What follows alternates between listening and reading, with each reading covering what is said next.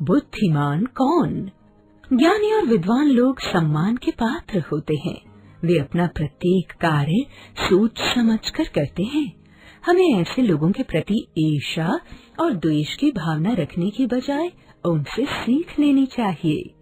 अंश की कक्षा में सभी अध्यापक उसे सबसे बुद्धिमान मानते थे, इसीलिए वह सबको प्रिय था। सभी उसका सम्मान करते थे। अंश का अधिक मान सम्मान देखकर कक्षा के कुछ छात्रों से ईर्ष्या करते थे।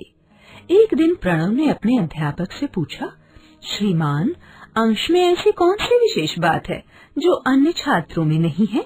क्या हम बुद्धिमान नहीं हैं? आप सदैव अंश की प्रशंसा करते हैं। इसका मतलब है कि अंश के अलावा शेष छात्र मूर्ख हैं।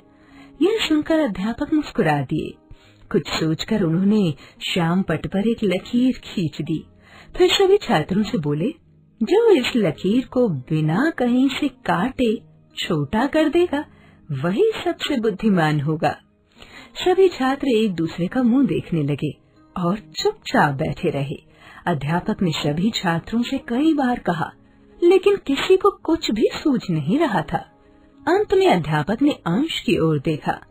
अंश उठा और उसने श्याम पट पर उस लकीर के बराबर में एक बड़ी लकीर खींच दी। अध्यापक ने छात्रों से कहा, देखो, अब पहली लकीर बिना कहीं से काटे छोटी हो गई।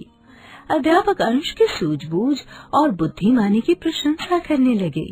शिकायत करने वाला छात्र लज्जित हो गया। उस दिन के बाद उसने अध्यापक से अंश की कभी शिकायत नहीं की। बच्चों, बुद्धिमान व्यक्ति की सर्वत्र प्रशंसा होती है।